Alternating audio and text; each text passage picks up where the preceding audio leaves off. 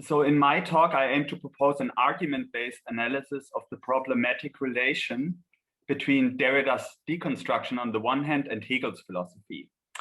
Let me begin my talk with somewhat general remarks on deconstruction and how I see deconstruction.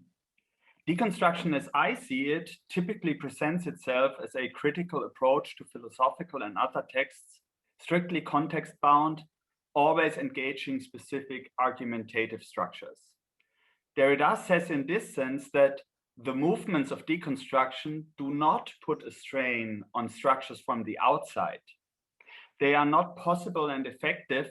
They do not focus their strikes except by inhabiting these structures. End of quotation. As deconstruction operates from within a given philosophical position, it borrows, as Derrida goes on to say, from the old structure, the strategic and economic resources of subversion. In this sense, deconstruction can be seen, in my view, as an immanent critique of particular philosophical and other positions. Many of Derrida's deconstructive readings, especially in his early writings, argue against a certain idea of what philosophy allegedly is, metaphysics of presence. Derrida presents what he calls metaphysics of presence as a striving for knowledge and mastery of everything there is. According to him, this striving informs the history of Western philosophy on a meta level and thus may appear in many forms, showing that there is a kind of failure inherent in the history of the metaphysics of presence, manifests how deconstruction works as an immanent form of critique, in my view. Deconstruction aims to show that the metaphysics of presence does not achieve what it pretends to achieve. Neither the knowledge nor the mastery of everything there is can be regarded as absolute. It is, however, crucial that this claim is not supported in Derrida by a set of arguments which would work on their own. It is a finding for Derrida that always belongs within the argumentative context of a given philosophical position in which we can observe a striving for knowledge and mastery on the one hand, and its failure on the other hand. Now, against this backdrop, I argue in this talk that it is in the confrontation with Hegel that Derrida's deconstruction falters, and it falters in an interesting way. Hegel's philosophy resists deconstruction because Hegel is, as Derrida explains in Of Grammatology, on the one hand, a radical metaphysician of presence who determined ontology as absolute logic, as Derrida puts it. He, Hegel, assembled all the delimitations of being as presence. He assigned to presence the eschatology of parousia, of the self-proximity of infinite subjectivity. But Hegel is at the same time, on the other hand, also the thinker of irreducible difference for Derrida, a thinker who anticipates to a certain degree what Derrida circumscribes as difference and employs in the deconstruction of this very metaphysics in different contexts. Thus, Hegel's role is highly ambivalent, and so are many of Derrida's remarks about Hegel's philosophy. In what follows, I proceed in 4 steps. I analyze at first the rudimentary traces of an argument in Derrida's scattered remarks on Hegel's conception of difference, which he, however, never applied. I then consider the specific context in Hegel's science of logic, where this argument potentially could have been applied to deconstruct Hegel's position, namely the argumentative stretch in the logic of essence, in which Hegel initially discusses several conceptions of difference. This is step 2, and ultimately presents the resolution of difference in a step 3. In conclusion, this is my step 4, I argue that Hegel's view of difference immunizes itself against deconstruction, but as it cannot sufficiently account for a radically destructive difference, it is still, from Derrida's perspective, to be rejected. So my point is that Derrida wants to reject an understanding of difference that Hegel puts forward, but he is at the same time not able to deconstruct it. And I'm going to say more about what I mean with this. Now, the first step, the traces of an argument. Derrida's comments on Hegel's conception of difference. Derrida did not write a compact text on the problem of difference in Hegel. Rather, we find in his writing several remarks that allow us to infer what he thought about Hegel's conception of difference. In this chapter, or this part of my talk, I argue that there are traces of a critical deconstructive argument to be found in Derrida's scattered remarks on Hegel, if they are considered together. The argument holds, firstly, that Hegel has a conception of difference that shares important features with Derrida's difference. In this perspective, Hegel anticipates to a certain degree Derrida's critique of the metaphysics of presence. However, the argument holds, secondly, that Hegel ultimately abandons this conception of difference and thus appears as a radical metaphysician of presence. Remarkably, this argument assigns an ambivalent role to Hegel in the history of the metaphysics of presence, but it does not undertake a deconstructive intervention. That is, it does not show how Hegel's thinking was in any way fragile.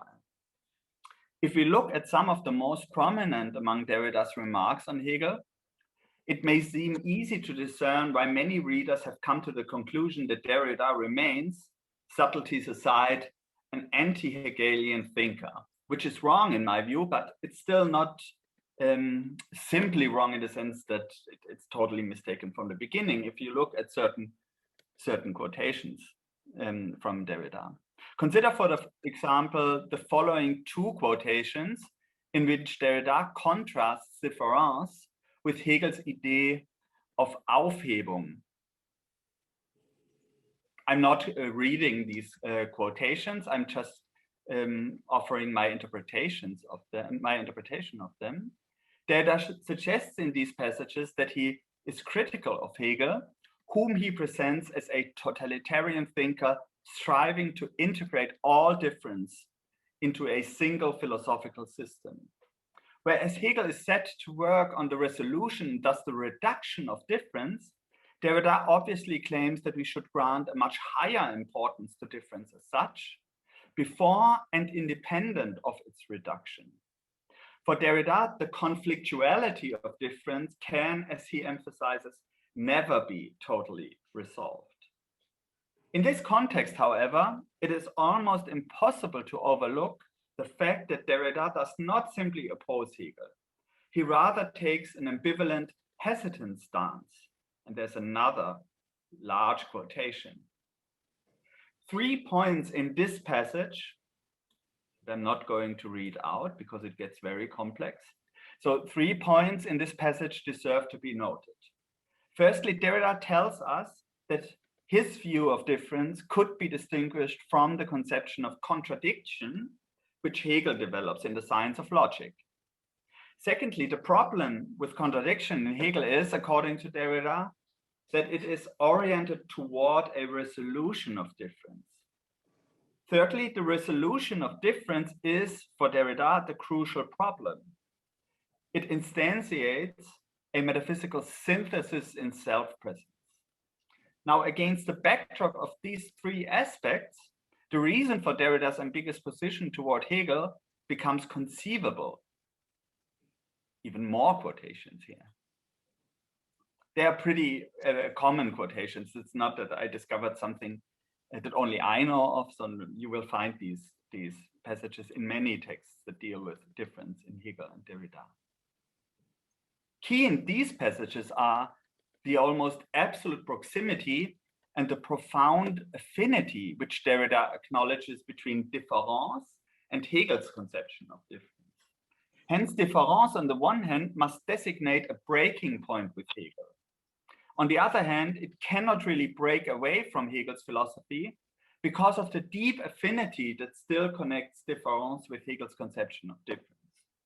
Thus, breaking with Hegel in what concerns difference does not entail a direct refusal, but rather a small yet radical displacement of Hegel's conception. If we take Derrida at his word, then he is in fact far from turning away from Hegel. Rather, he agrees with Hegel's conception to a certain degree and tries to critically transform it. What is it exactly that Derrida tries to achieve by taking this ambivalent approach to Hegel? We have already seen that he aims specifically at Hegel's understanding of contradiction. In order to see what Derrida considers to be problematic about this concept, a footnote in Dissemination is very instructive. And this is a quotation I'm going to read out because it's very important for my argument and maybe not that well known. So the footnote reads as follows. The movement by which Hegel determines difference as contradiction is designed precisely to make possible the ultimate onto-theo-teleological sublation of difference. Difference, which is thus by no means dialectical contradiction in this Hegelian sense, marks the critical limit of the idealizing powers of relief wherever they are able directly or indirectly to operate. Difference inscribes contradiction, or rather, since it remains irreducibly differentiating and disseminating, contradictions. In making the productive and differentiating movement, the economic concept of difference does not reduce all contradictions to the homogeneity of a single model. It is the opposite that is likely to happen when Hegel makes difference into a movement within general contradiction. The latter is always onto-theological in its foundation. End of quotation. Now, in this passage, Derrida once more lays out his basic point that difference is meant to resist the resolution of difference in Hegel. Whereas Hegel reduces difference to a homogeneous and exclusive model, difference remains multifaceted and disseminated. Note that Derrida still proceeds cautiously, though. He does not straightforwardly say that Derrida does reduce difference to a homogeneous model. He rather holds that given Hegel's conception, such a reduction is likely, thus not guaranteed, to happen. The most instructive information in this footnote is to be found in the first sentence already, including the brackets.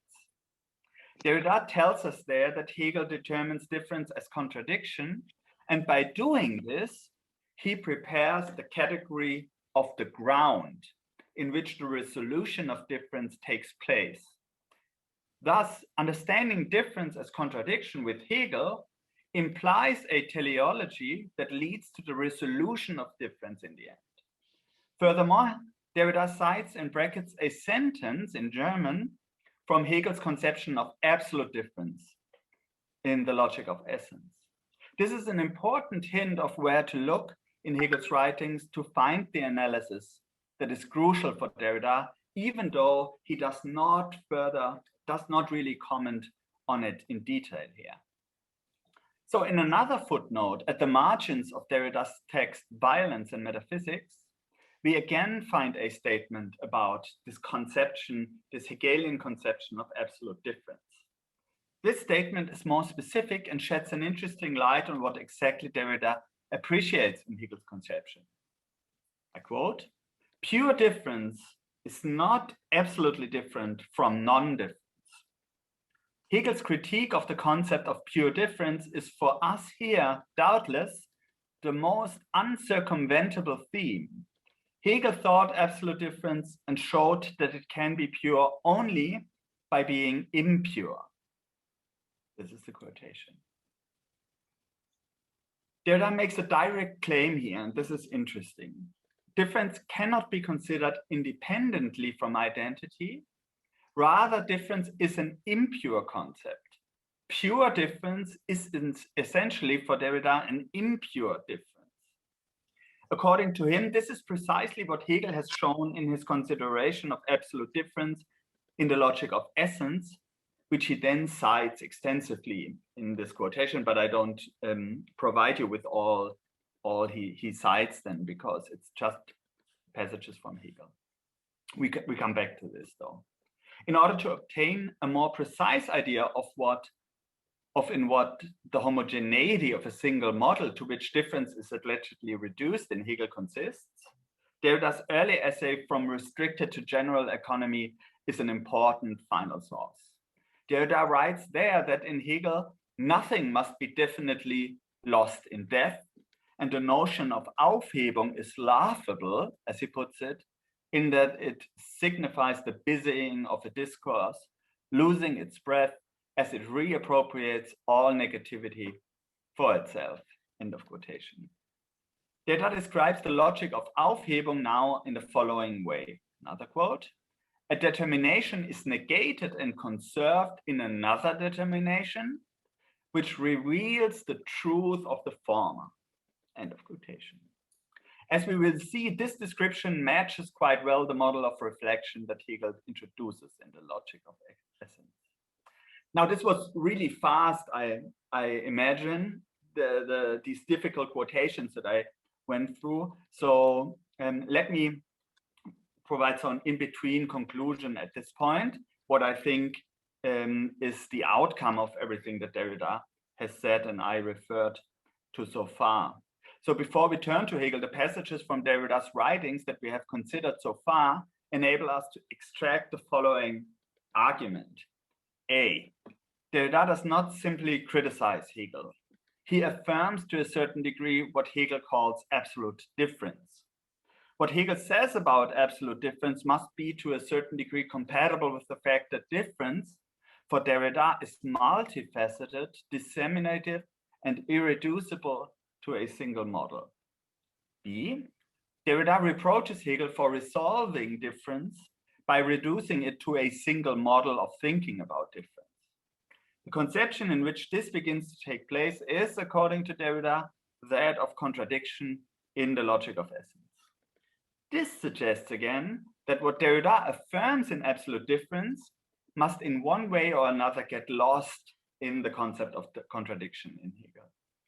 So C, if Derrida's remark that the view of difference which he affirms must sign the point at which one breaks with Hegel's reductionist view is meant to be a deconstructive argument, it wouldn't suffice simply to develop the desired view of difference independently of Hegel. Rather, a deconstructive argument would have to mobilize Hegel's own account of difference against the reduction that Hegel himself allegedly argues for in the context of contradiction. Such an argument would show that Hegel's conception is immanently fragile. So my point is, it would not suffice just to say what you think difference is and disagree with Hegel. The deconstructive point would be to show that Hegel says things that you don't agree with, as Derrida, but for it to be a deconstructive argument, the point is to show that Hegel's own position is in fact fragile and cannot be upheld. Implicitly, Hegel means something like Derrida. This is what you are supposed to show in a deconstructive argument. Second step, or chapter 3, from absolute difference to contradiction in Hegel's logic of essence. Now, in order to determine the philosophical implications of Derrida's argument, I propose in this part an analysis of Hegel's conception of difference as it is developed in the logic of essence. Hegel discusses several conceptions of difference in this extremely dense chapter 2 on the essentialities or the determinations of reflection. Broadly construed, this chapter develops a conception of difference and identity appropriate for the overall task of the logic of essence. Hegel tries to convince us that the essence, in his sense, does not constitute a second realm behind the reality of being, or one that is radically distinct from being. Rather, Hegel argues that being and essence are identical in a way that accounts also for their difference. Hegel's term for the relation between essence and being is reflection. And difference and identity are concepts that determine this reflection. For the purpose of this paper, it is not necessary to trace Hegel's challenging exposition of the being-essence relation in detail. Luckily, as we approach Hegel's text from Derrida's critical remarks, difference and identity can be considered as systematic concepts that signify something, even if we consider them a bit independently of what Hegel relates to it. in his really big picture project. So to begin with, it is helpful to note that Hegel's exposition of the determinations of reflection proceeds in 4 steps. 1, identity. 2 is difference. 3 is contradiction. And 4 is ground or Grund. And section 2 on difference is again subdivided into 3 things. There's the concept of difference as absolute difference, of difference as diversity, and of difference as opposition. So this already shows that it's a super differentiated complex picture. Many conceptions of difference are in play here. As Derrida acknowledges Hegel's achievement in absolute difference, he intervenes in this exposition close to the beginning in step 2.a, thus in difference, subdivision, absolute difference. With his critical comments on contradiction, he intervenes again toward the end in step 3. Hence, the argumentative stretch between 2.a and 3 in Hegel's exposition must somehow prepare the resolution of difference if Derrida's reading is correct. Furthermore, if Derrida's reading is adequate, we can expect to see in step 4, the ground, the Grund, how Hegel establishes a single model according to which difference must be thought. Derrida argues that absolute difference is in Hegel not absolute in the sense of pure. Rather, it is a difference closely tied to identity. And this is indeed Hegel's decisive idea if we look at this. The fact that Hegel's exposition begins with identity does not imply a priority of identity over difference. Rather, Hegel defines identity as an immediate, simple self-identity, which he distinguishes from forms of abstract identity, which are constituted through negative relations towards something outside themselves. The self-identity which Hegel has in mind does not entertain any relations with an outside. It is all-encompassing. Precisely because of the all-encompassing structure of identity in Hegel, one might be tempted to think that Hegel did grant a priority of identity over difference. This conclusion is, however, not supported by the text. As Hegel rejects abstract identity because it depends on negative relations with an outside, he conceives of identity as a negative self-relation. It is equal to itself, as he puts it, in its absolute negativity. Identity is from the very beginning thus intertwined with negativity for Hegel. It has a profound connection to difference. Hegel makes this connection explicit in step 2.a, Derrida's first point of intervention, where he states, this is Hegel now, difference is the negativity that reflection possesses in itself, the essential moment of identity itself.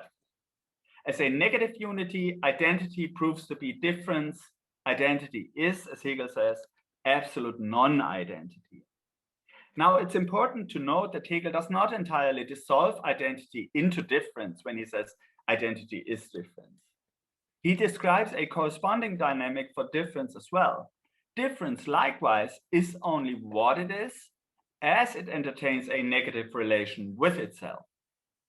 Difference in itself is the difference that refers itself to itself. Super difficult. Thus, it is the negativity of itself, and so on. The point is that in relating negatively to itself, also difference negates what it is for Hegel, difference. And in negating that it is difference, it turns into its opposite, into identity. Hence, what Hegel calls absolute difference is therefore itself and identity. The outcome of this super complex dialectic can be summarized in the following way. If identity is difference for Hegel and difference is identity, both prove to be the opposite. We cannot strictly determine one against the other. Hence, neither identity nor difference is a stable or pure concept. And this is precisely what Derrida seems to affirm when he points to the lesson to be learned from Hegel. Hegel shows indeed the difference is impure, not only because it cannot be thought independently of identity, but because it turns out to be identity. It is remarkable that Hegel's analysis of identity and difference does not seem to imply any kind of hierarchy. Difference and identity appear to be equivalent. Just as identity turns out to be difference, difference turns out to be identity. When Derrida sometimes speaks of an irreducible difference in Hegel's conception of absolute difference, it is clear what he cannot mean. The irreducibility of difference cannot mean that difference would not be reduced at all.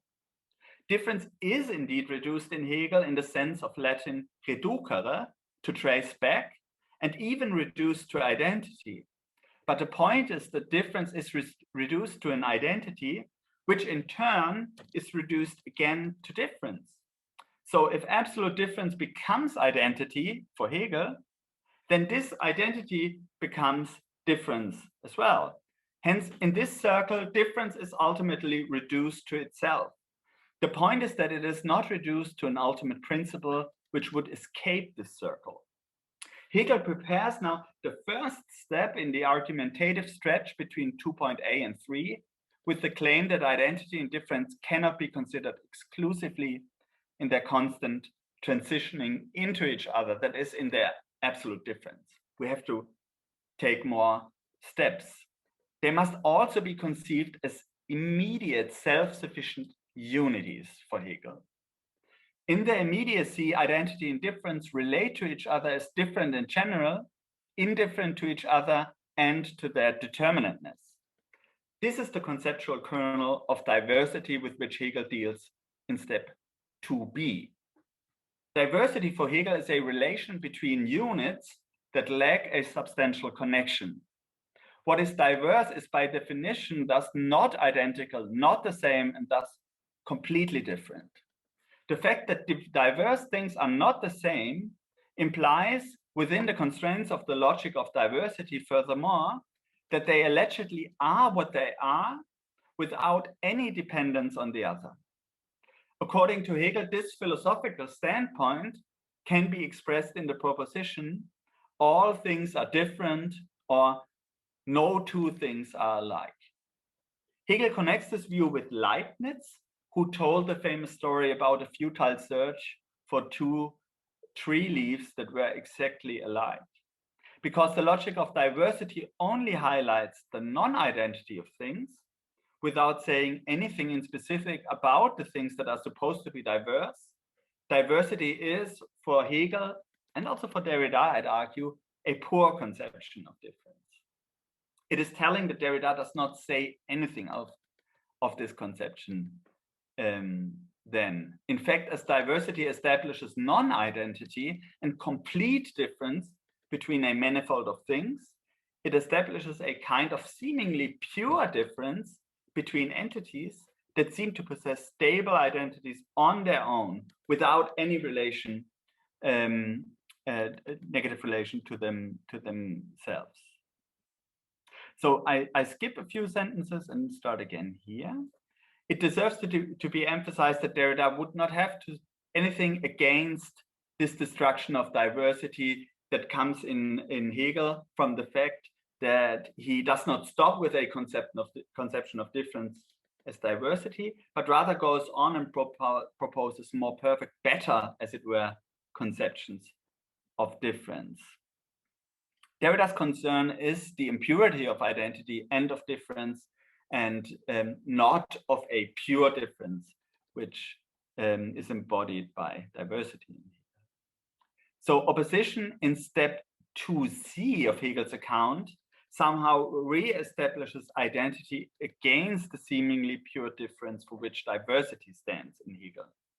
Hegel defines opposition as the unity of identity and diversity. Its moments are diverse in one identity, and so there are opposites. Now, it is important to note that the unity which Hegel has in mind here is not a higher order totality. It is in fact a flat unity which exists not above but between the opposites. Each of these moments in its determinateness is the whole, he says. It is the whole because it contains its other moment.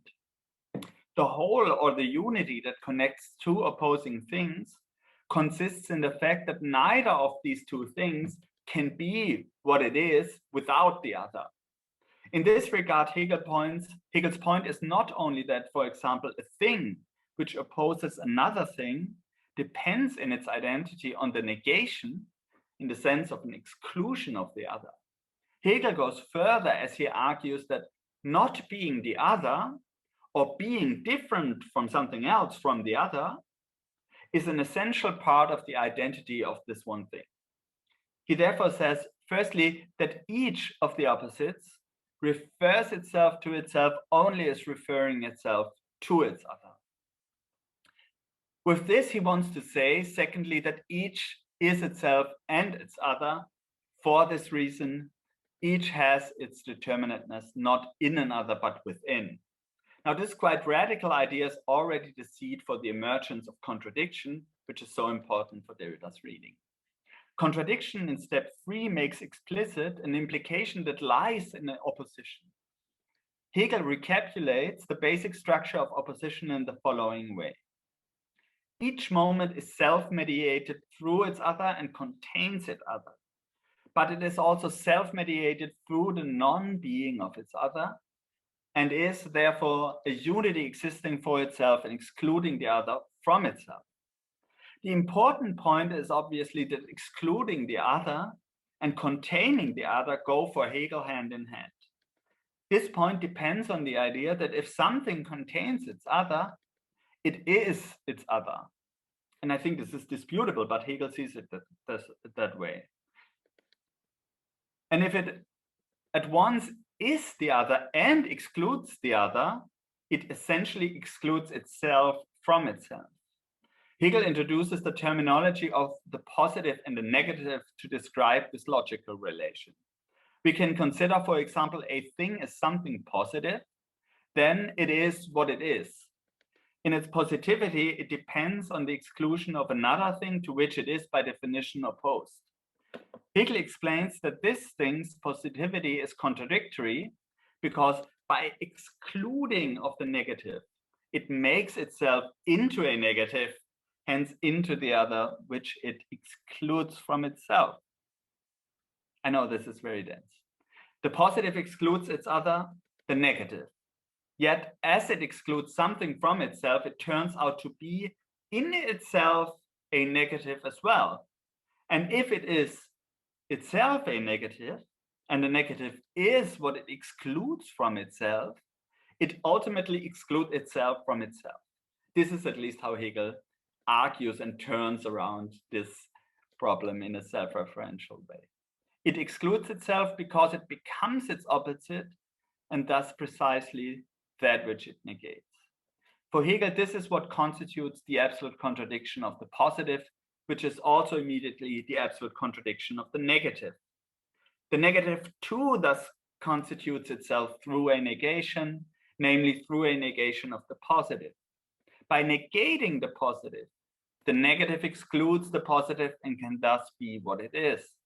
But by being what it is, it gains the positivity that it just negated. The negative is thus, according to Hegel, in a contradictory way, identical with itself, over against identity. So far, it is hard to see what Derrida could have against Hegel's idea of contradiction.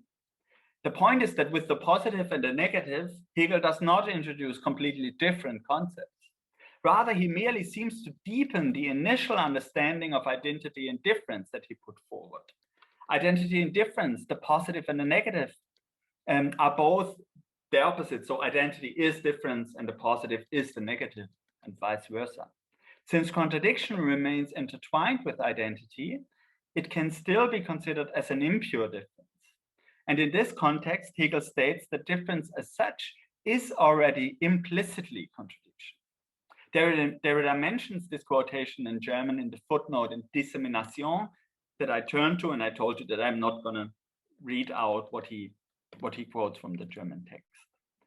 Derrida thereby suggests that this sentence precisely shows how all conceptions of difference in the logic of essence ultimately result in contradiction for Hegel.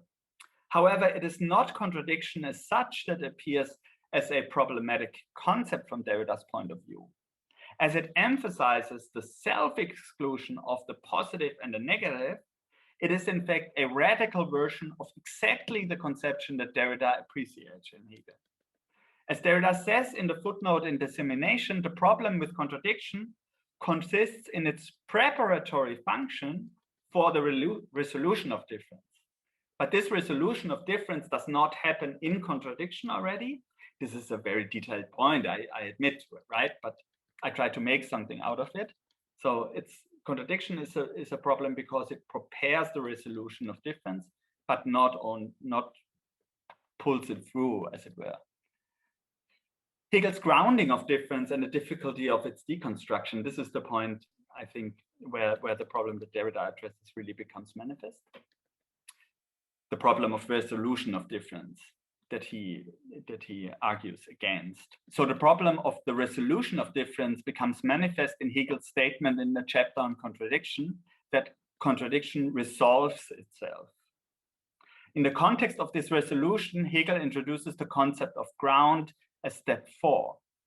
The introduction of the ground evokes the idea that difference is resolved and at the same time also reduced to a foundation. In this sense, Hegel writes that difference found us, but in foundering, it has gone back to its foundation, to its ground. Remember that for Derrida, Hegel's grounding of difference implies its integration into the self-presence, as he said it, of an ontotheological or ontoteleological synthesis. Hegel's theory of grounding is thus precisely the point where for Derrida, his metaphysics of presence becomes manifest. This assessment requires a careful analysis, so we can ask, what does it mean that difference is resolved in the sense of integrated into an ontotheological synthesis? On the one side, Hegel's idea of grounding holds that contradiction founders or dissolves, which suggests an annulment, a destruction of difference. Hegel argues that the self-exclusion of the positive and the negative results in the fact that in the process of negating their other, both simultaneously negate themselves. Hegel describes this transformation as a ceaseless vanishing of the opposites, which arises as the first unity in the logic of grounding. It is the null, the nothing. The first unity of the ground is null in the sense in which Hegel describes the general structure of the movement of reflection at the beginning of the logic of essence as a movement from nothing to nothing and thereby back to itself. This movement leads through nothing in the sense of nothing that existed in a self-sufficient manner. We see exactly such a dynamic unfold between the positive and the negative as these moments constantly transform into each other without reaching any permanent self-sufficient existence. The restlessness of negativity seemingly destroys all self-sufficiency here, or in the language of Derrida, all points of presence seem to be ultimately dissolved in the process of resolving and positing determinations. However, the other side of Hegel's idea of grounding holds that at the same time, the result of contradiction is not only the null, the nothing. Contradiction does not merely dissolve into nothing or the pure negativity of reflection, because the self-exclusive reflection is at the same time positing reflection. What Hegel is getting at is this: self-exclusion does not result in nothing because it always implies also a positing. He argues the positive and the negative constitute the posidedness of the self-subsistence.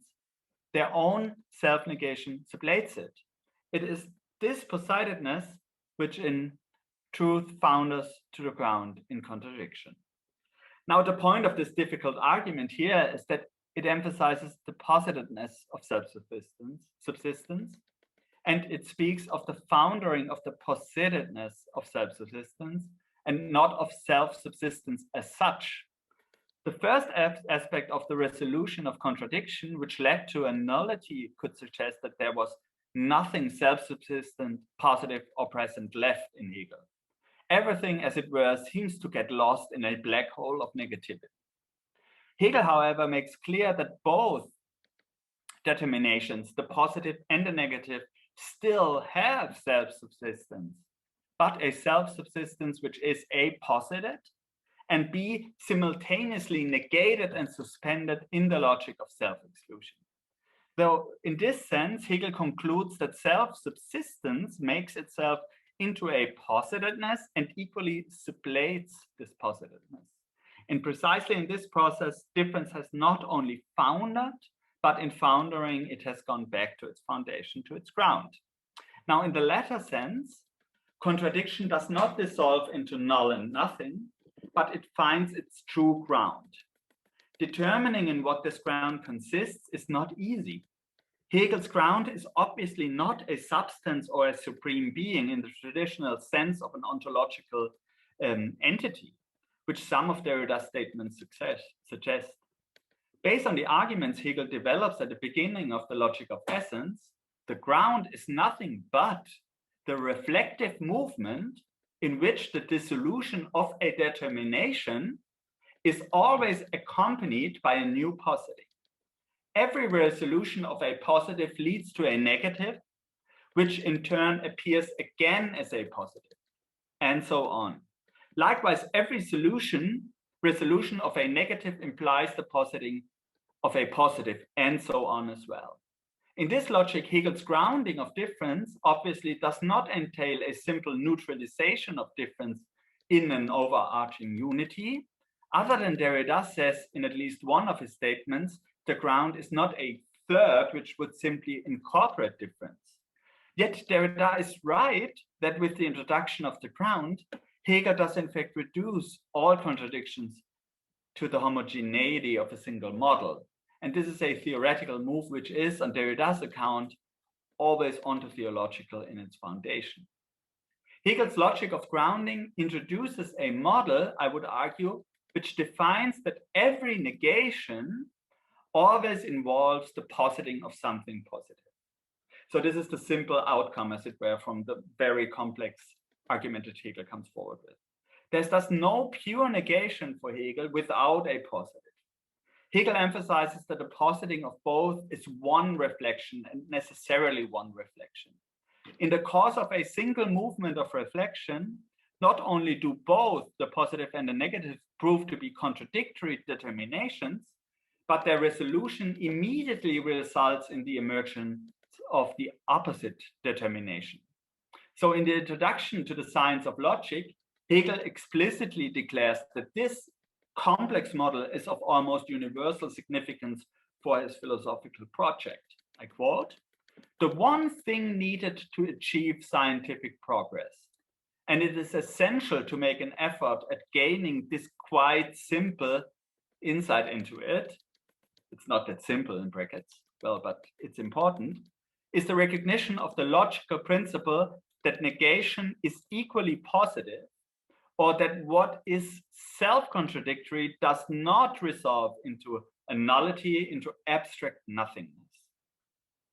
The logic which Hegel describes here requires that whenever something differs and goes beyond its identity, it still becomes something else. That's how I would like to put it. Because that which it becomes will be something again. It will again possess an identity. According to Hegel, this logic leads us around in a circle. All things are themselves and not themselves. Insofar as they are not themselves, they remain still something. Everything that appears as different eventually gains again some form of identity, and then this identity is again surpassed. We can therefore say, in accordance with Derrida, that this circle defines a model of thinking difference, and this model, given the importance which Hegel assigns to it, becomes indeed absolute in Hegel's philosophical system. It is this circle which Hegel calls a laughable discourse that reappropriates all negativity for itself. So the important thing is, to put it really simply, is this: all things are themselves and not themselves. And when they are not themselves, they are still something. This is very abstract, and I will conclude soon with an example to cash out what this means in the real world. So laughing at and rejecting this discourse of Hegel touches obviously on a crucial point in Hegel's system, a system which has, however, overcome metaphysical onto theological foundationalism. yet neither laughing nor rejecting Hegel's system is, this is an important observation for me, so laughing about Hegel or rejecting Hegel is not a deconstructive move. A deconstructive critique would have to show how Hegel's own conception immanently fails. That is, how this idea of difference could not be grounded such that every negative always proves to be a positive. Why does Derrida not perform such an immanent critique? Hegel's model of thinking difference hardly offers any open flank to deconstruction. It's my idea of it, at least. For a deconstructive critique of Hegel's model, we need to find a reason in Hegel's own text that forces us to doubt that difference turns into identity, the positive into the negative, and vice versa. But it is difficult, if not impossible, to immanently attack the closed logic in which difference and identity are what they are and not what they are, according to Hegel. Since we cannot keep hold of one of the determinations against the other, it is as if Hegel invented an extremely hermetic logic designed to obviate an immanent critique. If we accept Hegel's claim that identity is difference, it is in his model impossible to argue that the same is not true in the opposite direction. We cannot then argue that difference is not identity.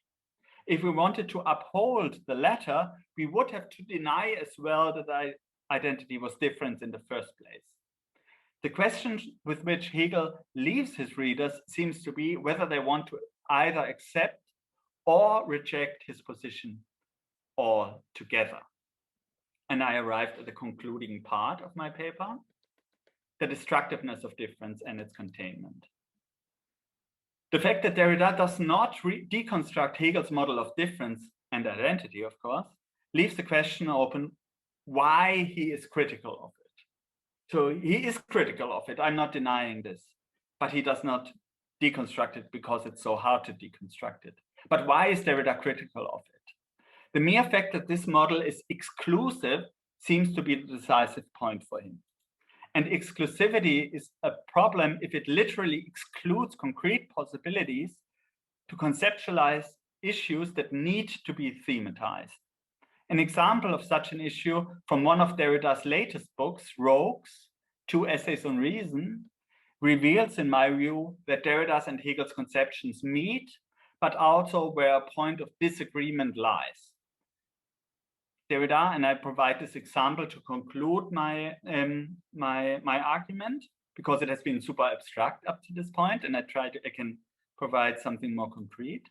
So Derrida says in Rogues, this late text from 2004, I quote, "Democracy is what it is only in the difference by which it differs itself and differs from itself. It is what it is only by spacing itself beyond being. It is without being equal and proper to itself only insofar as it is inadequate and improper, at the same time behind and ahead of itself, behind and ahead of the sameness and oneness of itself." End of quotation. So Derrida argues here that the identity of democracy involves difference, a differing from itself such that it does not possess a stable identity. Put concretely, democracy is not, on Derrida's account, entirely immune against the non-democratic. It cannot completely exclude the undemocratic from what it essentially is. So even though Hegel did not comment on democracy in a comparable way, which is well known, so Hegel is not a Democrat, it is possible to describe Derrida's view, at least to a certain degree on the structural level, with what Hegel has developed in the logic of essence. Hegel would, I suggest, put it probably a bit like this, to say what Derrida wants to say. Democracy is what it is, and it is at the same time not what it is. Its positivity is a negativity. As Derrida affirms Hegel's idea that we cannot consider difference adequately if we consider it independently of identity, it is at first hard to see what he could have against an application of Hegel's terminology on the logic of democracy. If we put it like this, if we say like this, democracy has a different identity, as it were. Yet Derrida's main aim is to point out a danger that comes with the differing identity of democracy. The possibility that a democracy puts itself radically into question. This possibility lies, according to Derrida, in the basic democratic values of freedom and equality. Democracy, he says, is the only system, the only constitutional paradigm in which, in principle, one has or assumes the right to criticize everything publicly, including the idea of democracy, its concept, its history, its name. Derrida argues that if freedom is taken seriously, democracies cannot fully exclude the possibility that they might be put fundamentally into question from within. Even the pursuit of anti-democratic goals cannot be obviated to the full extent. Derrida therefore coins the phrase that democracy has always been suicidal. Now, this suicidal tendency shows on a structural level that for Derrida, difference may potentially destroy identity. This possibility hints at a disagreement with Hegel. This disagreement can be demonstrated in a recourse to Hegel's third remark in the chapter on contradiction. Hegel explains there what contradiction implies for things in the world. He formulates a principle which states, all things are in themselves contradictory. Very famous. Hegel emphasizes in this context that contradiction is the root of all movement and life. And he explains in more detail, something is alive, therefore, only to the extent that it contains contradiction within itself. Indeed, force is this to hold and endure contradiction within. If, on the contrary, a concrete existent were not capable of overreaching its positive determination and grasping the negative on the same time, holding the two firmly together. Thus, contradiction alone is not what defines being alive for Hegel. It is about the capacity of a living entity to contain and endure contradiction. As Hegel acknowledges a certain possibility of breakdown, his and Derrida's position are still quite close to each other. But Hegel highlights speculative thought consists only in this, in holding firm to contradiction and to itself in the contradiction, but not in the sense, as it happens in the ordinary thought, it would let itself be ruled by contradiction and allow it to dissolve its determinations into just other determinations or into nothing. This passage makes clear that Hegel argues for a contained difference, which is not equipped to fundamentally destroy identity or positivity. The model which he develops in the logic of grounding is designed to ensure such a position. In Hegel's model, there is no room for a becoming different that could not be described in terms of an alternation of positivity and negativity. Hegel's claim that everything negative is also a positive and vice versa is a necessity for him. Being alive means upholding this necessity. And this is what Derrida criticizes as the busying of Hegel's discourse. It also manifests a certain striving to know and master, which Derrida describes as a distinctive characteristic of the metaphysics of presence. Derrida, in contrast to Hegel, grants an unruliness to difference which cannot be entirely known and mastered. We cannot expect that the destruction of an identity will necessarily be accompanied or succeeded by a new positivity. For Derrida, the danger of destruction is more sweeping. At the same time, he does not simply argue against forms of identity in the name of an ostensibly pure difference. He rather affirms, in accordance with Hegel, that identity is difference and difference is identity. But the difference which he sees in close connection with identity is potentially destructive, such that a complete collapse of identity could be the result. The logic of difference that Hegel develops excludes the possibility of such destruction. To insist that it is nevertheless possible pushes one to break with Hegel's model. Hegel would see such an insistence on the destructivity of difference as an unspeculative and probably even irrational move. Destruction may indeed often be irrational. Derrida would agree, but insisting on the philosophical analysis of destructive processes is not irrational if we can point to phenomena that are exposed to this danger. Derrida might not have been successful, this is my conclusion as it were, so Derrida might not have been successful in deconstructing Hegel, so showing, he was not able to show how Hegel's own conception collapses because it does not work as Hegel intended it to work, but he is well prepared to confront issues which do not fit into Hegel's model. So, and then this is also a good reason to be critical of Hegel, given all the closeness that is still there. Thank you so much. Thank you very much, Hannes. It has been a great talk.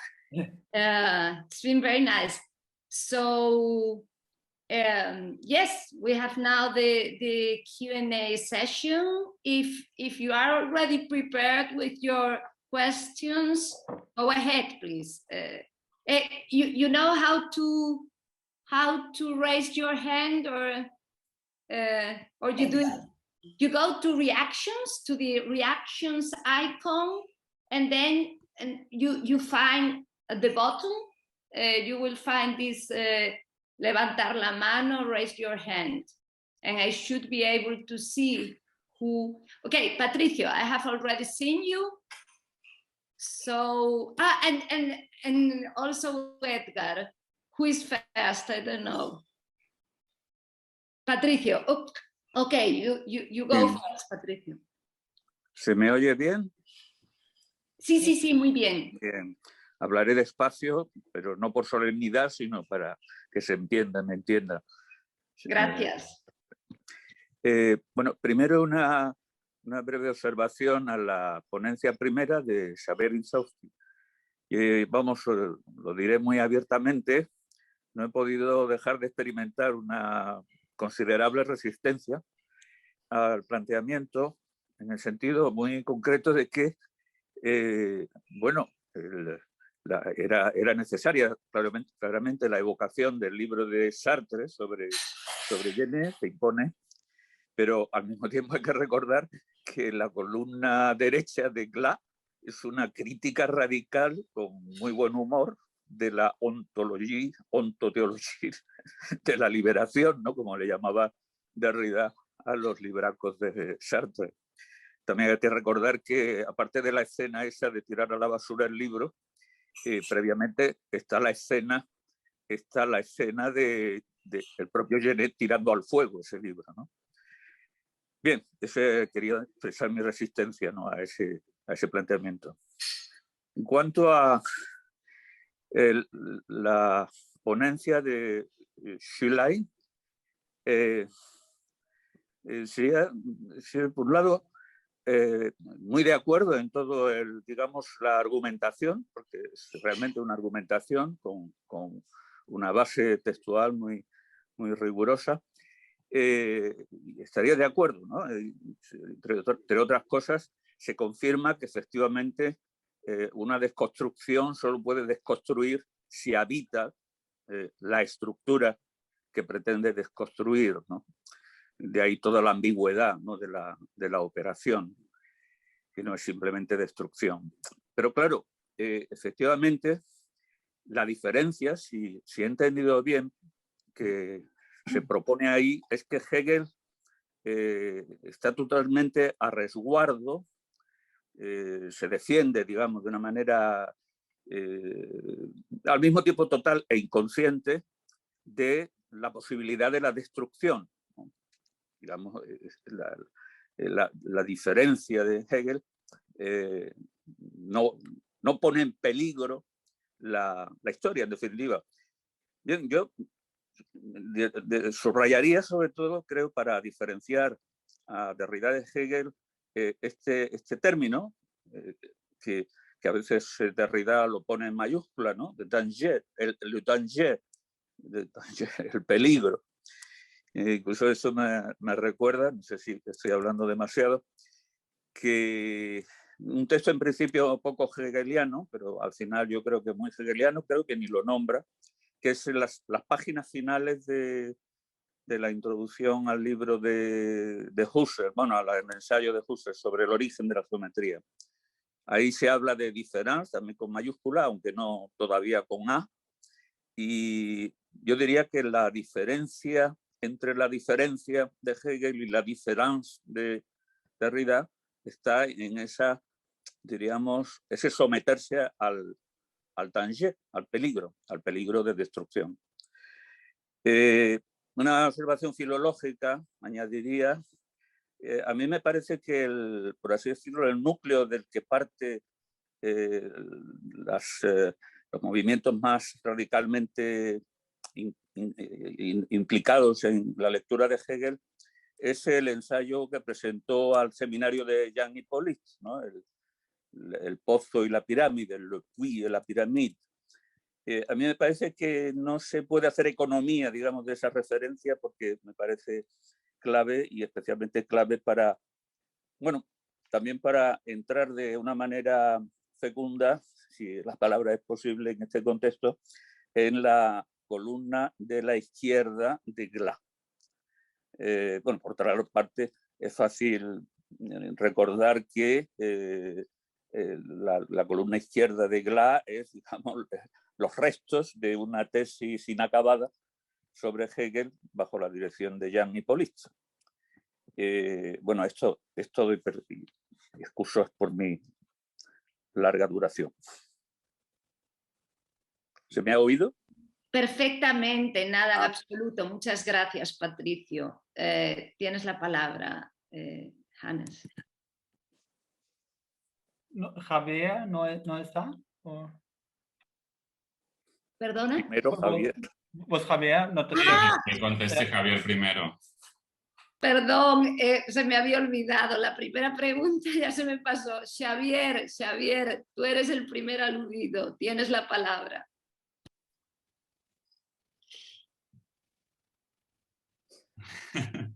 No es necesario contestar, porque no es una pregunta. Pero, por supuesto. Pero puedes hablar aunque no sea para contestar. Pero es que habla, pero no se le oye. No, ahora sí lo hemos oído muy bien, creo. ¿O no lo dijo él esto que oí?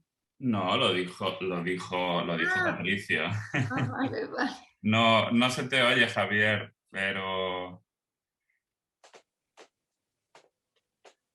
No, pero antes lo tuvo abierto y tampoco ha servido. ¿Sí? No es importante para mí. Bueno, era un comentario, sí. Exacto. Xavier, una opción es que escribas si quieres contestarme el chat. A lo mejor es más fácil. No lo sé. Mientras habla a lo mejor Johannes, pues puedes escribir alguna reacción. Se me ocurre. Es un poco... En fin, no es lo ideal, pero... Lo que diga la moderadora. Sí, si te parece bien, es que no te escuchamos, Xavier. Entonces, si te parece bien, le damos ahora, en todo caso, la palabra a Hannes y luego o nos envías algo por escrito en el chat o intentamos de nuevo darte la palabra a ti a ver si se resolvió el problema. Hannes, entonces, porfa. Muchas gracias, Patricio. I did not remember the end of the geometry book, de la geometría, but this is a perfect quotation to support what I think about Derrida's reading of Hegel. Thank you. I have to integrate this in my paper. I completely agree. To what I can add to what I just said is that the differencia entre Hegel y Derrida with regard to this question of difference is also that I think that Hegel is provided a logically perfectly sound conception of identity and difference. And the danger that Derrida talks about, or that Derrida is interested in, is somehow not a logical issue, but we can observe it in the world in phenomena. For example, if democracies fail or are threatened by moments from within.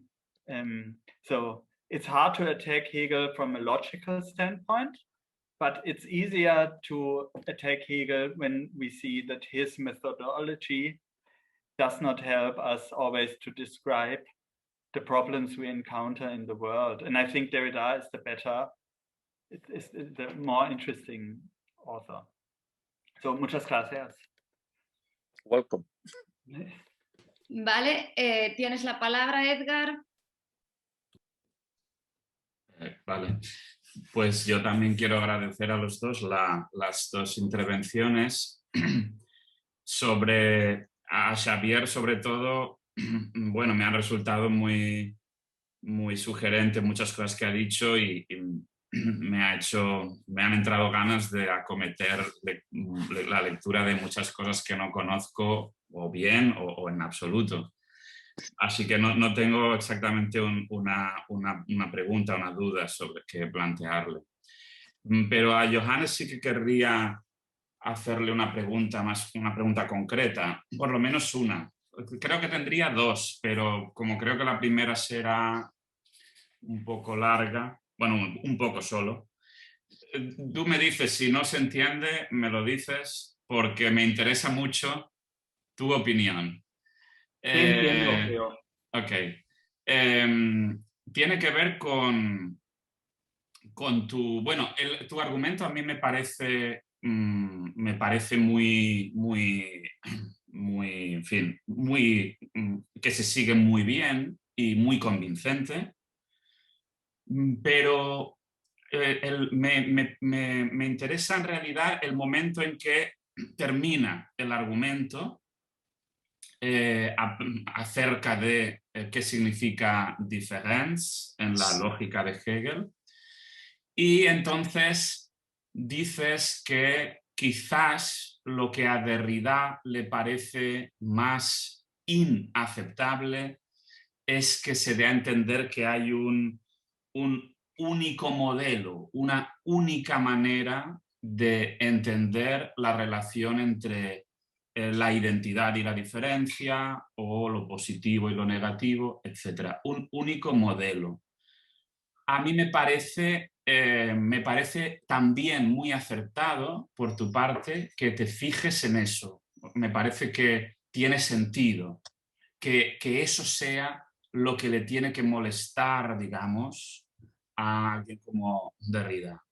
Mi pregunta es, ¿crees tú o no crees tú que quizás la lógica en su conjunto ofrece más de un modelo o un modelo él mismo abierto y por tanto no un único modelo en ese sentido?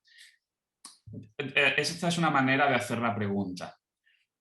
Otra manera de hacer la pregunta sería la siguiente. ¿No significa Aufhebung, ¿vale? Superación, como se traduzca, más de una cosa, several things, más de una cosa? Yo pienso que se podría decir. Y ahora una cosa más, solamente, y termino para no ser pesado. Una cosa más. En esa parte final de tu argumento, de tu charla, como para darle la razón a Derrida, has citado pasajes del inicio de la lógica, del comienzo, en los que Hegel dice cosas generales acerca de la contradicción. Y entonces tú dices, sí, hay un modelo, hay una manera, ¿vale? Es un modo de tratar de entender la motivación de Derrida, ¿de acuerdo? Pero claro, lo has ilustrado, lo has concretado en la idea de contener la contradicción. Contener la contradicción. Y esto es algo que Hegel suele explicar hablando de la vida. La vida contiene la contradicción, o lo vivo contiene la contradicción. Es un tema muy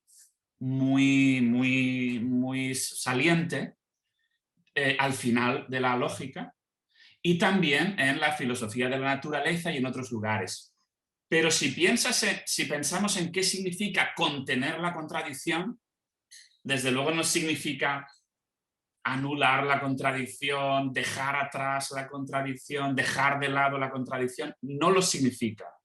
Es más, hold firm to contradiction, en la traducción inglesa, aferrar la contradicción, es en realidad mantenerla, es de alguna manera mirarle a la cara a eso. Entonces, mi pregunta es solamente si tú crees que se podría, y yendo más allá del comentario de la sección sobre identidad, diferencia, oposición, contradicción y demás, buscar esa especie de multivocidad o pluralidad de la Aufhebung en la lógica y por tanto en la obra de Hegel. Ya está. Gracias a los dos. Hannes. Gracias, Edgar. Muchas gracias. The second point is, let me answer the first point. My whole argument depends on the idea, as you pointed out, that there is una única concepción de diferencia y identidad en Hegel.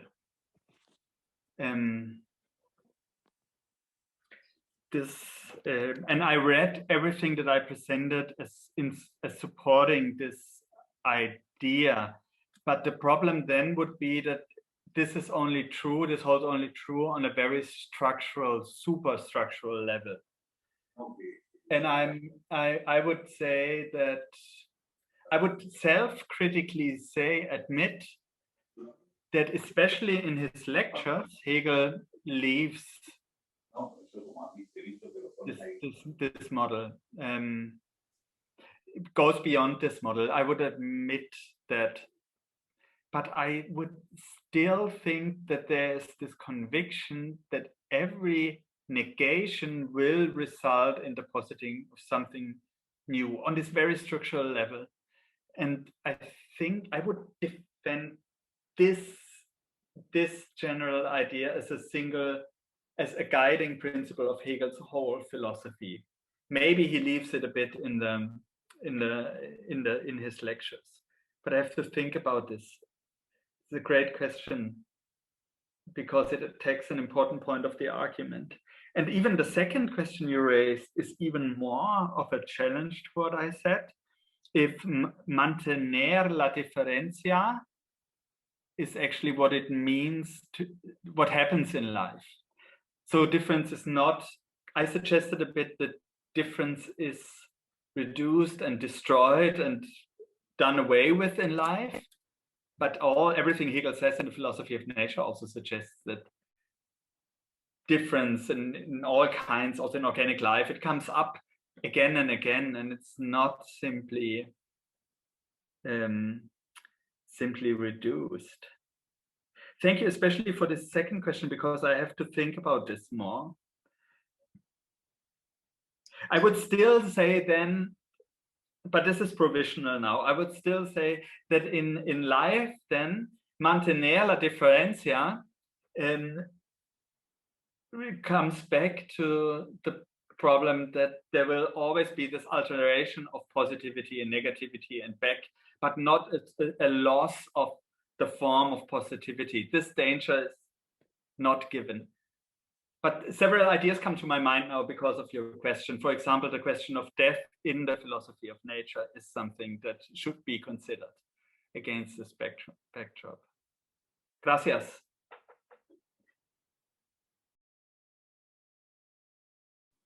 Es entonces mi turno, creo, si nadie pregunta. Un momento. Berta, que el Xavier quiere hablar, que lo tengo al teléfono. espera, que esto es un show. Espera. ¿Lo escucháis? No, creo que no. espera. No se escucha, ¿no? Ahora. Ahora. Se escucha ahora, ¿verdad?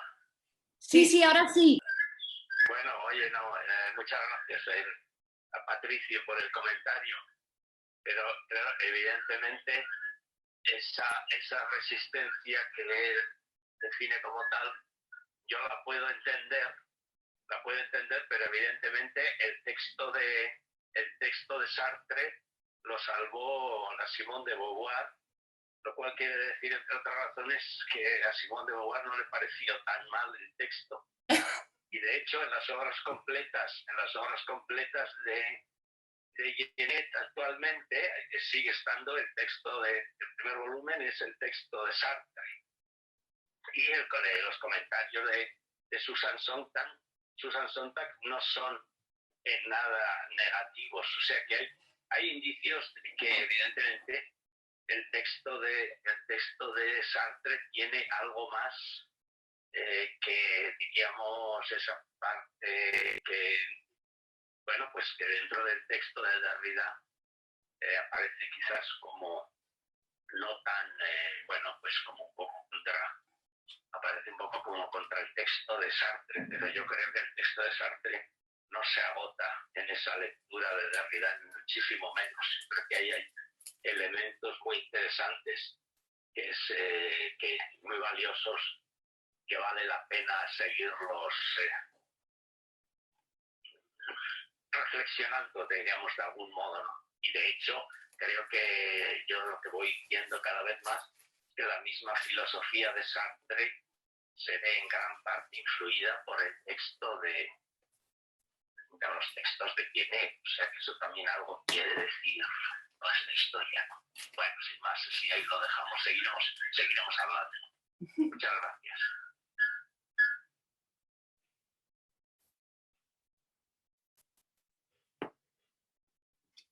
Gracias, Xavier. Gracias. A lo mejor es mejor que ahora desconectes el micro, Laura. Gracias. Y Xavier, bueno, Xavier no se oye, o sea que no hay problema. Entonces, ¿hay alguna palabra más o ya voy yo? Ya voy yo, parece. Sí, bueno, yo en principio también, lo que pasa es que no sé si hay mucho tiempo, le quería preguntar, me pareció muy interesante la conexión que Xavier estableció entre Antígona y Genet, porque efectivamente tienen ese, digamos, ese punto en común de la coincidencia de la santidad y la criminalidad, ¿no? Son santos y son criminales, y lo son precisamente por, digamos, también el modo en que su particularidad y la universalidad se identifican inmediatamente, una identificación por otro lado imposible, ¿eh? Y de ahí la negatividad abstracta, digamos, absoluta, que representan a ambos. Entonces, efectivamente, en Glas, bueno, mi pregunta era un poco cómo repercute esto sobre Glas, es decir, entonces, ¿qué hemos de ver en la columna derecha de Glas, Genet? Hemos de ver efectivamente una ampliación, digamos, de la Antígona que aparece en la columna izquierda, pero ¿cómo ilumina eso a la Antígona de la columna izquierda? Como el resto que se opone al texto digamos, que no quiere reconocer Hegel, o más bien, efectivamente, como decías al principio tú mismo, Genet es el verdadero hegeliano. Genet es el que ha sabido comprender, o sea, si Derrida de algún modo estaría también dándonos esto a pensar. Hegel es el pensador de esa absoluta negatividad, y que Genet está en la columna derecha viene también a indicar que Derrida se hace cargo de esto. Pero bueno, reconozco que es un poco largo, la charla de Laura está programada para la 1 y faltan unos minutos, entonces hago también la pregunta a Hannes y ya después vemos de lo que da tiempo. Me parece que esto es demasiado largo, entonces a lo mejor es mejor para desarrollar en otro momento. La pregunta a Hannes, que espero que sea un poco más concreta, va en el camino de verdad que raro que esto ocurra, pero va en el mismo camino de la pregunta de Edgar. Yo también creo que en buena medida tu posición, pero tal vez no completamente, ¿no? Tu posición final depende de esa tesis de que en todo caso es cierto que la diferencia a través de la contradicción se resuelve en Hegel de un único modo. Y yo este único modo no lo tengo claro ni siquiera a propósito del fundamento, del ground, del último momento de las determinaciones reflexivas, ¿no? Quiero decir, lo digo así muy brevemente, tampoco tengo el texto completo ahora en la cabeza, pero ese final del momento del Grund, del fundamento, en el que aparece el fundamento, creo que es real y total, por un lado, ¿no? Deja ver también, quiero decir, yo creo que es también un texto que se puede usar contra la atribución de holismo a Hegel. Es un texto en el que el fundamento, como todo de las relaciones, tampoco se sostiene en sí mismo. O como lo diría Zizek, se contiene a sí mismo y entonces está también el mismo roto, el mismo inconsistente, el mismo tiene que salir fuera de sí. Y en ese sentido tampoco es una resolución en los términos en los que Derrida en ocasiones parece criticárselo, ¿no? Claro, en todo caso tú saltaste de ahí a decir, bueno, lo que es innegable es que Hegel reconoce que no hay negación de la que no resulte algo positivo. Cualquier negar produce algo positivo. Claro, pero la cuestión es cómo de abierto hay que entender esto. Quiero decir, cómo de abierto, porque efectivamente hay un sentido, o cómo de abstracto, de general hay que entender esto. Hay un sentido casi trivial, casi vacuo, en el que creo que nadie lo negaría, ni siquiera Derrida, la destructividad absoluta se puede ver como una posición. Quiero decir, ¿por qué digo esto? Porque yo pienso que Derrida, cuando hace este tipo de acusaciones a Hegel sobre que la identidad no se disemina, o cuando hace este tipo de acusaciones no tiene en la cabeza el mero hecho de que lo negativo siempre produce algo positivo, sino más concretamente de que produce, digamos, una positividad que en algún sentido está determinada de antemano. Es decir, tiene más en la cabeza, por ejemplo, en el escrito sobre la economía restringida y la economía general, más en la cabeza la idea de una teleología en esa producción de identidad, ¿no? En esa producción de algo positivo. Entonces, efectivamente, no sé si ese único modo, ¿no? tiene el peso que tendría que tener para merecerse el reproche de Derrida. Y por otra parte, yo creo que también hay muchos lugares donde la destructividad absoluta, pues en el desarrollo de Hegel está presente, porque tú decías, podemos ver después en el método que efectivamente no da cabida al peligro como Derrida, y tampoco eso lo tengo muy claro. Bueno, la última subpregunta o pregunta dentro de esto sería la de si tú... quiero decir, es que yo creo que es así, que es como tú lo has presentado, o sea, que Derrida lo ve como tú lo has presentado, como que en todo caso Hegel no podría hacerse cargo de este peligro de la absoluta destructividad, en escritos como el de Bataille, el de la economía restringida. Pero mi pregunta es si más tarde, un poco más tarde, Hegel, ¿no crees que tal vez, Derrida, ¿no crees que tal vez se habría desplazado respecto a esa primera crítica? Si no ves que, bueno, eso es todo. Tenemos pocos minutos porque entonces intentamos primero, si quiere decir algo, Xavier y después Hannes de nuevo. Perdona, Berta, estaba sugiriendo en el chat que contesten en el coloquio final, que contesten, porque si no, el retraso será grande, creo. Tendríamos que hacer la pausa primero de 5 minutos por lo menos y que empezara la charla de Laura. Y pueden contestar luego y ya cada uno ya luego ve si tiene tiempo para quedarse un poco más o no, pero ¿os parece? Sí, totalmente de acuerdo. Sí, muy bien. Entonces, hacemos ahora los... ¿Has du verstanden, Hannes? Was Sí. ich da vorgeschlagen habe? Ja. Lass man später antworten. Ja. Einfach, ne? Genau, am Ende der Sitzung, also nachdem Laura schon ihren Vortrag gehalten hat. Bueno, entonces, como ella tiene más prisa que nadie, le damos a ella la palabra para las preguntas que querías ponerle a Xavier y a Johannes, creo, ¿no?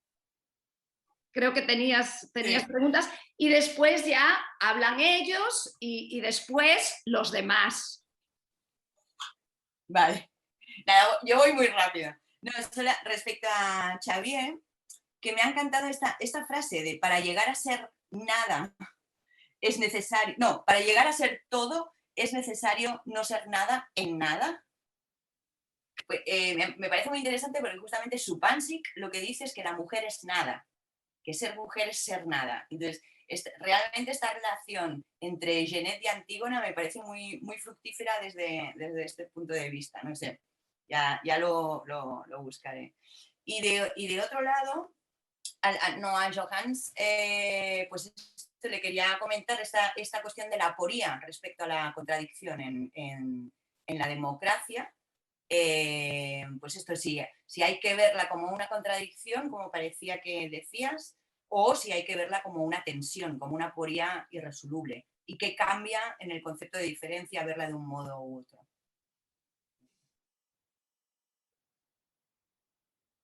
Vale, pues Xavier primero, puedes probar ahora a ver si te oímos. Si quieres decir algo sobre esto de la nada o la negatividad de Antígona y Genet. Y Xavier, ¿estás conectado? Es que ahora no veo a Xavier. Sí que está. Sí que está. Sí. A ver si te oímos. No te oímos, no. Si quieres escribir, Xavier, si nos oyes y quieres escribir en el chat, porque no te escuchamos. Se lo voy a poner por escrito. Si quieres, vale. Me temo que él sí que nos oye, pero dice ahí que nos oye, pero no sé. O si quiere volver a llamar a Laura, repetimos, pero bueno. Lo que ya ves,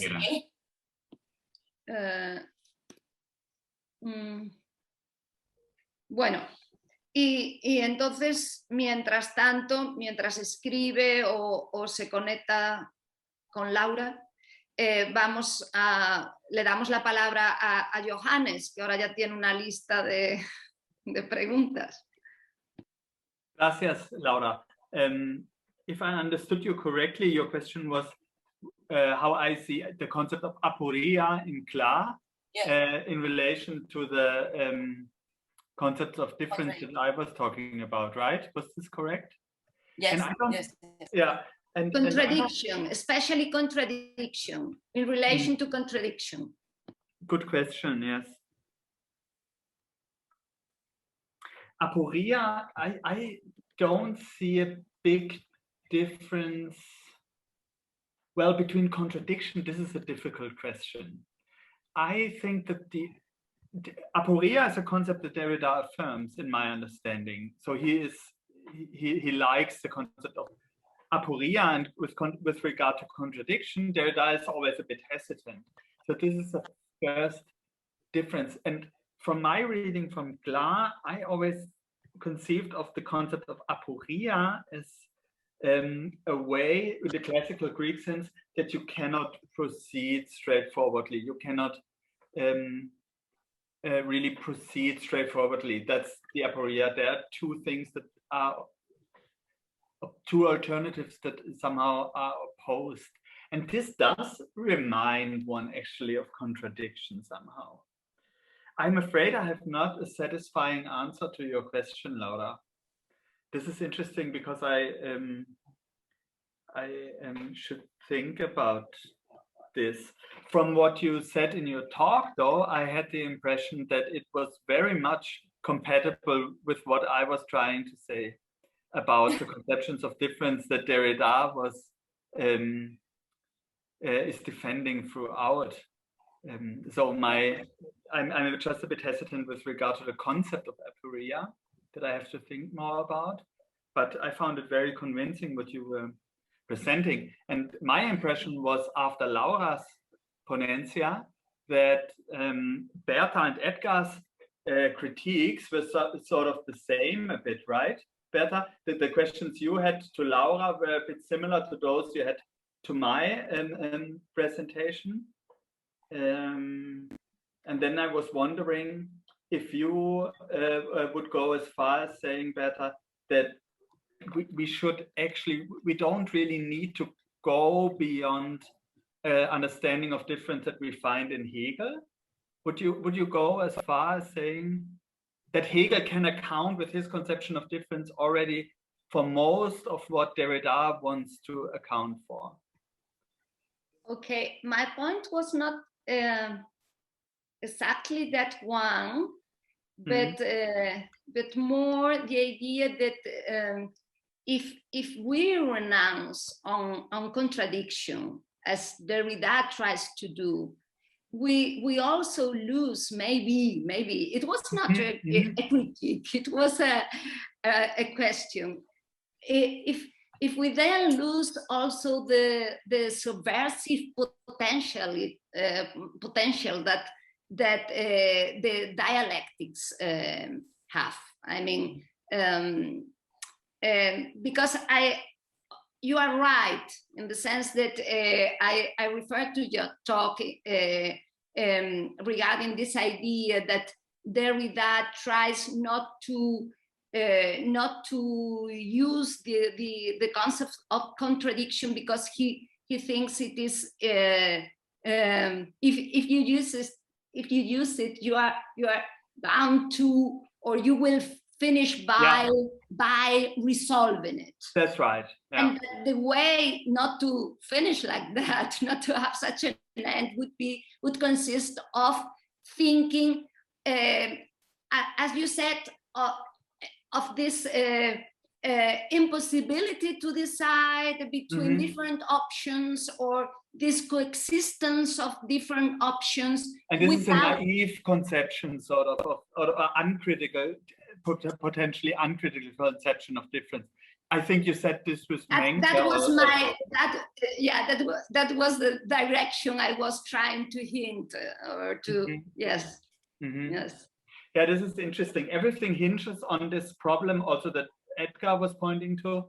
If we can say, or we can read Hegel the way that I proposed it, and maybe also Laura was proposing it, if I understood it correctly, that there is this unity in Hegel. This seems to be, right? If the thinking of contradiction commits you already to this one single model of unification of all differences, integration of all differences. This is the basic question, I think. Yeah. Exactly, but I don't think that is so clear that we are committed to this unified end. And I doubt, I want to ask you all, I will do it tomorrow, I doubt that Derrida, at least at the end, or at least in Musia Gramé or Glas, that he is also very clear about that. Maybe he also suspects that that Hegel is just trying to affirm this aporia. So yo tampoco lo tengo claro del todo. Sí. Yo, se me olvidó hablar en castellano, pero porque sé que tú puedes seguirlo, pero sí. ¿Alguna palabra? Sorry, tell me. No, what I wanted to reply to your earlier question is that I kept thinking about it. And could we agree on the following? It's really interesting what you said critically to my presentation. Can we agree on the following?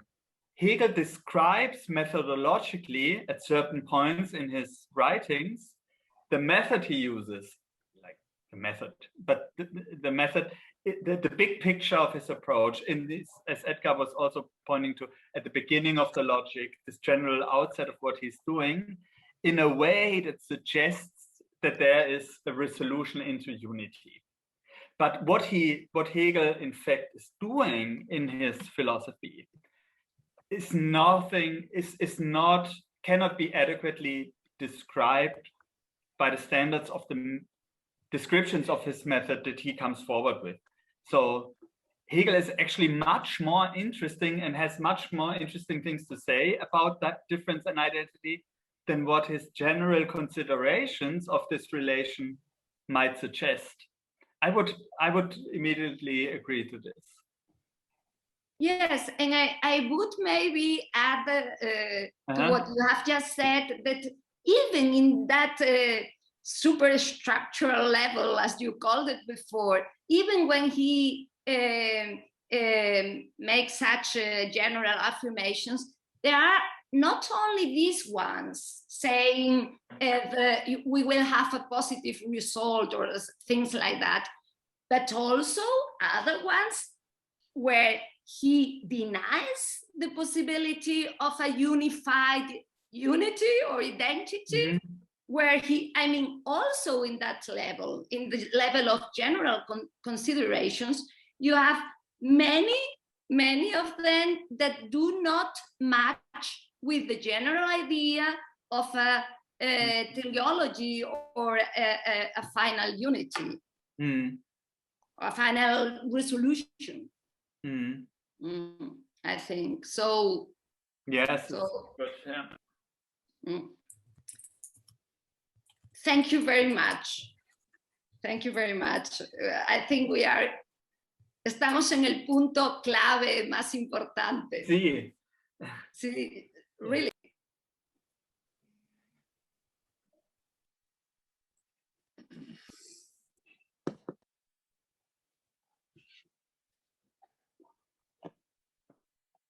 No, estoy diciendo que has cerrado el micro y que no se te oye. Perdón. Digo, y Laura está diciendo que se tiene que ir. Nos vamos todos. Sí, creo que a lo mejor es para mantenernos sanos y fuertes para mañana. Sí. Bueno, vale. Mejor. Podemos volver sobre cualquiera de los temas. Claro, la idea es un grupo de trabajo, trabajando. Nada, volvemos mañana y seguimos con estos temas y con más cosas.